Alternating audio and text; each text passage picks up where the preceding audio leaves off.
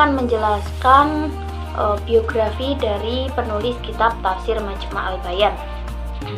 Nama lengkapnya yaitu Abu Ali Al-Fadl bin Al-Hasan At-Tabrasi Al-Masyhadi At-Tusi As-Sijzawari Ar-Ridhawi. Beliau hidup sampai umur 90 tahun. Beliau dilahirkan di Tobaristan pada tahun 462 Hijriah dan beliau menetap di Mashhad sampai tahun 523 Hijriah. Kemudian beliau pindah di Sijzawar sampai akhirnya beliau wafat di sana. Beliau adalah seorang ulama terpandang di masanya. Beliau juga menjadi rujukan ulama lain pada masa itu karena terkenal dengan budi pekertinya yang luhur.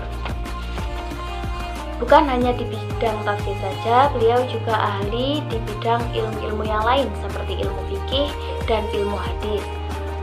Sehingga beliau menyandang gelar Al-Alim, Al-Mufassir, Al-Faqih, Al-Muhaddis, Al-Jalil, As-Siqoh, Al-Kamil, dan An-Nabil. Berikutnya yaitu karya-karya dari Imam At-Tabrasi, yaitu kitab Majma' al-Bayan fi Tafsir Al-Quran dan Al-Wasit fi At-Tafsiri yang terdiri dari 4 jilid. Yang pertama yaitu Al-Wajiz, yang kedua yaitu Al-Ilam Al-Wara' bi Alam Al-Huda yang terdiri dari 2 jilid, dan kitab Taj Al-Mawalid dan Al-Adab Al-Jiniyah. Selanjutnya metode dan corak akan dijelaskan oleh Mbak Nana Nova. Metode dan corak tafsir Majma' al-Bayan dilihat dari segi metodologi penafsiran Al-Quran. Tafsir Majma' al-Bayan dikategorikan tafsir tahlili karena At-Tabari menafsirkan Al-Quran secara tertib, dimulai dari menafsirkan Al-Fatihah sampai dengan An-Nas. Kemudian disebut juga tahlili karena beliau menggunakan pendapat-pendapat para nabi, sahabat, tabi'in, dan juga para ahli tafsir. Kemudian dilihat dari laun atau coraknya, tafsir Majma' al-Bayan ini termasuk laun lugawi. Bahkan dalam takdimnya, tafsir ini digolongkan kitab sebagai rujukan i'rab dalam Al-Quran. Hal ini disebabkan memuatnya semua aspek kebahasaan untuk membedah makna dalam Al-Quran, khususnya bahasan i'rab ayat-ayat Al-Quran. Baik, yang selanjutnya saya akan menjelaskan berbagai macam kelebihan dan juga kekurangan dalam tafsir Majma' al-Bayan. Yang pertama adalah kelebihannya terlebih dahulu, dikarenakan karena kitab tafsir ini merupakan karya terbaik dari Imam At-Tabrasi ya. Untuk keunggulan yang pertamanya itu beliau menggunakan metode yang belum pernah ditemui pada metode mufassir sebelumnya. Hal ini dapat dilihat dari sistem penulisannya yang sistematis, rapi, dan juga tertib dalam susunan pasal maupun babnya, juga kesempurnaan gaya bahasa ataupun penjelasannya yang terperinci.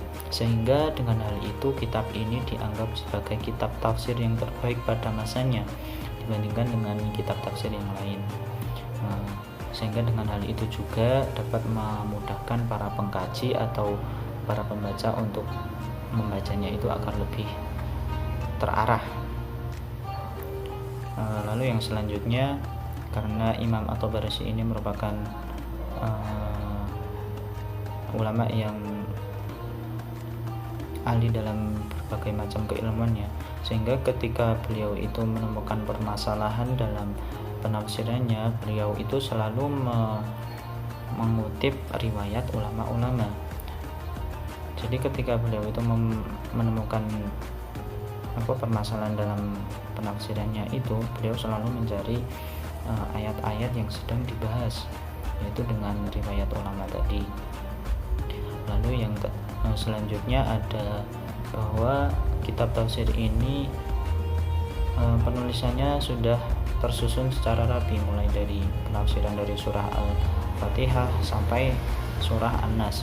Hal ini juga dapat memudahkan bagi para pembacanya ya untuk membaca ataupun mengkaji kitab tafsir ini.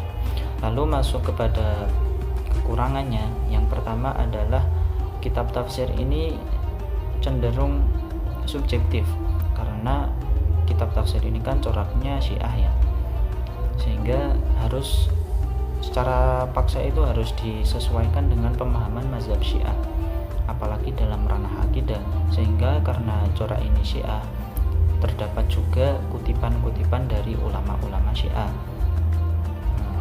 Makanya kan kitab ini apalagi ketika membahas ayat-ayat yang sedang membahas akidah, ayat-ayat yang membahas akidah itu, karena kitab ini coraknya emang Syiah, harus sependapat dengan ulama Syiah. Kadangkala tafsir ini juga dianggap sebagai kitab tafsir yang menyelempeng lah atau menyimpang, dikarenakan ada unsur pembelaan terhadap pemahaman Syiah. Lalu yang selanjutnya